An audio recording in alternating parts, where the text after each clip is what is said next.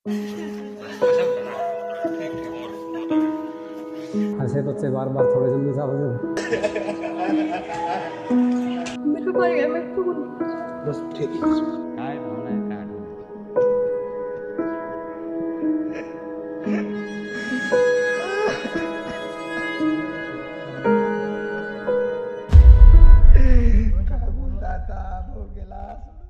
हम राह देख रहे थे कि वो अपने पहले बच्चे के जन्म पर घर आएंगे। पूरा परिवार इस इंतज़ार में था कि प्रदीप उस वक्त छुट्टी लेकर हमारे साथ होंगे जब उनका पहला बच्चा इस दुनिया में आएगा।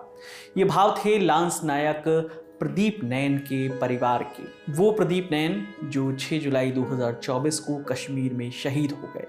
अब प्रदीप के घर लौटने का इंतज़ार कुछ और बढ़ गया है।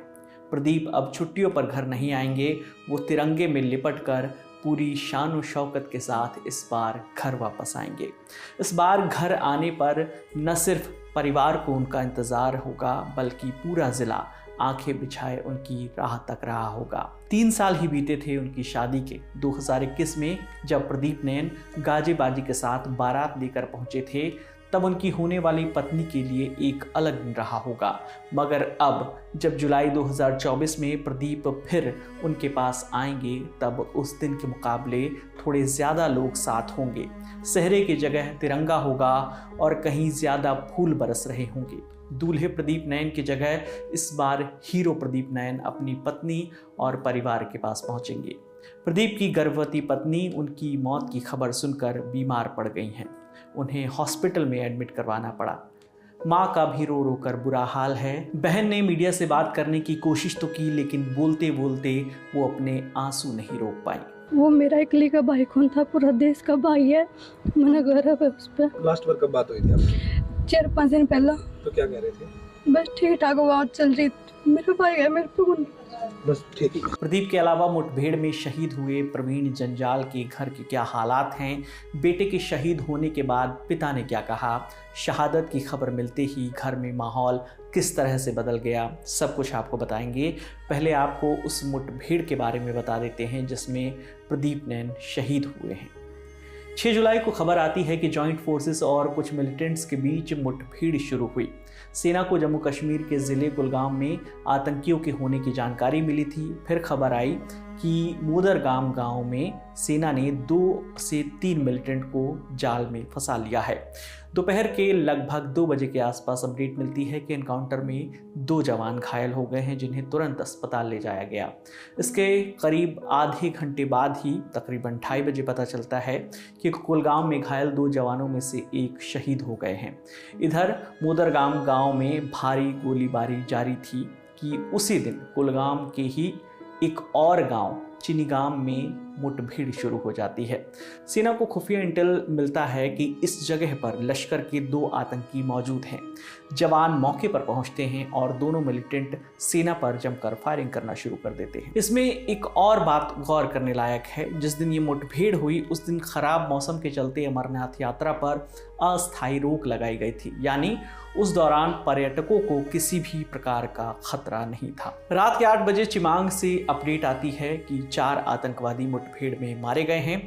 जम्मू कश्मीर पुलिस के आईजी विधि कुमार बिरदी रात करीब 8:45 बजे इन एनकाउंटर्स को एक बड़ी कामयाबी बताते हैं, मगर इन एनकाउंटर्स में 2 जवान भी शहीद हो चुके थे। इसमें हरियाणा के जींद से आने वाले लांस नायक प्रदीप कुमार नैन हैं, जो स्पेशल फोर्सेस में पैरा कमांडो के पद पर तैनात थे। प्रदीप के अलावा अकोला महाराष्ट्र के रहने वाले राष्ट्रीय राइफल्स के सिपाही प्रवीण जंजाल प्रभाकर भी शहीद हो गए।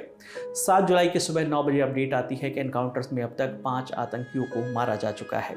इसी दिन सुबह 10:50 पर इंडियन आर्मी के चिनार कॉर्प्स ने एक्स पर पोस्ट कर लिखा, शहादत अंत नहीं, एक लेजेंड की शुरुआत है।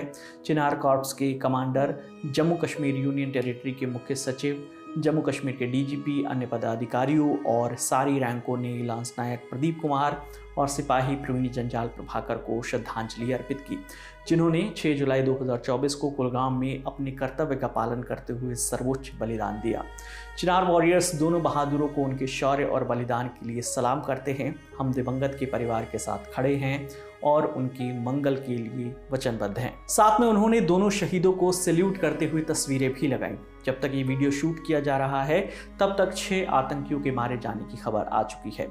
महाराष्ट्र के अकोला से आ रही तस्वीरें भी भावुक करने वाली हैं, जहां पर सिपाही प्रवीण जंजाल प्रभाकर के परिवार को जैसे ही बेटे की जाने की खबर मिली तो पूरे परिवार में मातम सा पसर गया। बाबा और भाइयों से भी रहा नहीं गया। शहीद प्रवीण जंजाल सिर्फ 24 साल के थे। 1 साल पहले ही उनकी शादी हुई थी। पत्नी भी इस खबर को सुनकर स्तब्ध थी। उनके बड़े भाई के आंखों में भी आंसू थे। प्रवीण के एक बड़े भाई ने थोड़ी हिम्मत जुटाकर मीडिया से बात करने की कोशिश की, मगर आंसुओं पर काबू नहीं पा सके और बोलने से पहले ही कैमरे पर फूट फूट कर रोने लगे। काय भावना है, काय आठवण आहे?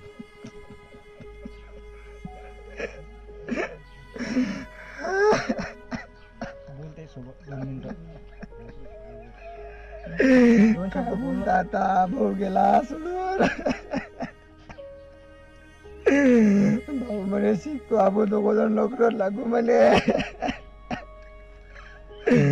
तो मग दादा सोडून गेला सर। सिपाही प्रवीण जंजाल प्रभाकर के पिता भी मीडिया से बात करते हुए भावुक हुए। उन्होंने बताया कि अकोला के मोरगांव भाखरे गांव में उनका घर बन रहा था। प्रवीण इस बात से बेहद खुश थे। आखिरी बार जब 5 जुलाई को उनकी प्रवीण से बात हुई तब प्रवीण की मां घर पर नहीं थी। प्रवीण उनसे बात करना चाहते थे, इसलिए पिता ने कहा बाद में फ़ोन करना। बाद में फ़ोन नहीं आया। यही आखिरी बार था जब प्रवीण की घर पर बात हुई हो। 2019 में सेना में शामिल हुए प्रवीण के पिता को अपने बेटे के शहीद होने पर गर्व है। मेरी बात हुई थी प्रवीण से 5 तारीख को शाम 8 बजे। तो उसने बोला था कि बाबा अपना घर कैसा चल रहा है कैसा नहीं, उसके फोटो भेजो। ऐसा उसको आनंद होता था कि घर का काम शुरू है तो ऐसा करके। तो मैं घर में आया तो उसकी मम्मी घर ही नहीं थी। तो उसने मैंने उसको बोला कि मम्मी तेरी घर ही नहीं। तो फिर बाद में फ़ोन करना। हाँ, तो फिर 1 घंटा होगा उसका फ़ोन आया नहीं और वो नया नंबर था इसलिए मैंने फ़ोन किया नहीं। बस उसको इस बात हुई। जब मैं 8 बजे मेरे बेटे के फ़ोन पे फ़ोन आया था शिव साहब का। शिव साहब ने बोला आपका लड़का शहीद हो गया। शिव साहब ने ये बताया कि हमने बहुत कोशिश की बचाने के लिए और वो बचा नहीं पाएंगे हम। उसने बहुत प्रयास किया। मेरे को मेरे बच्चे से बहुत गर्व है कि मेरा बेटा देश के लिए शहीद हो गया। हरियाणा के जींद में प्रदीप कुमार नैन का परिवार भी शोकाकुल है। उनके परिवार ने बताया कि प्रदीप को सेना में जाने का जुनून था। वो शुरुआत से ही चाहते थे कि उन्हें कमांडो तो बनना ही है। इसके लिए उन्होंने 3 बार भर्ती परीक्षाएं भी दी। 2 बार वो फेल हो गए, लेकिन तीसरी बार में बाजी मारकर सेना में जाने का उनका सपना पूरा हुआ। साल 2015 से काम करते करते वो आगे बढ़कर पैरा कमांडो के पद पर पहुंचे। इसी पद पर सेवाएं देते हुए उनकी शहादत भी हुई। चूँकि प्रदीप की पत्नी प्रेग्नेंट थी तो उन्होंने अपने पिता से ये कह रखा था कि वो 15-20 दिनों की छुट्टी लेकर घर आने वाले हैं। 6 तारीख को उनके पिता ने प्रदीप को फ़ोन किया था, लेकिन किसी ने फ़ोन नहीं उठाया। बेटा शहीद देश और कर खत्म देश की खतर जो शहीद हुआ है, हम तो गर्व है इसके ऊपर। ऐसे बच्चे बार बार थोड़े दिन में जाओगे, हम तो गर्व महसूस करना। हाँ, देश के लिए शहीद हुआ है, बहुत बड़ा काम किया हमारे। कमांडो का मतलब इसे को बहुत तगड़ा जुनून था कि भाई मैं कमांडो बन के दिखाऊंगा। बहुत तगड़ा जुनून था। एक दिलेर था जिसको डर नहीं था उसके अंदर किसी चीज़ का। चाह दी रहा तो कह दिया बाबे वहाँ जाना है, उठ कर चले जाता था। पिछली बार कब बात हुई? पिछली बार जब महीने पहले बात हुई थी।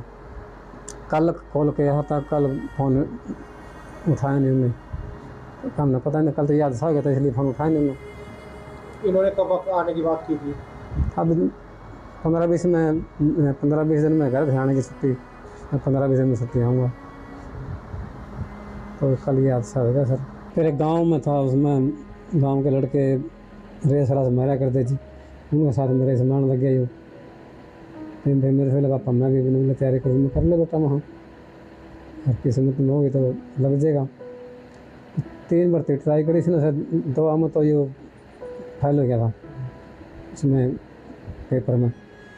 तीसरी भर्ती में जाके पास हुआ था सर। सेना के 2 घरों के चिराग इस तरह आतंकी मुठभेड़ में बुझ गए, लेकिन इन चिरागों ने बुझने से पहले सुरक्षा की मशाल जला दी।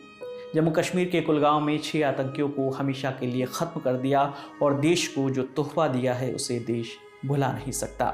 इस पूरी खबर पर आपकी जो भी राय है आप हमें कमेंट सेक्शन में ज़रूर बताइएगा। आपके लिए तमाम जानकारी जुटाई थी हमारे साथी शेख नावेद ने। मेरा नाम है विकास वर्मा। देखते रहिए दी लल्लन टॉप। शुक्रिया।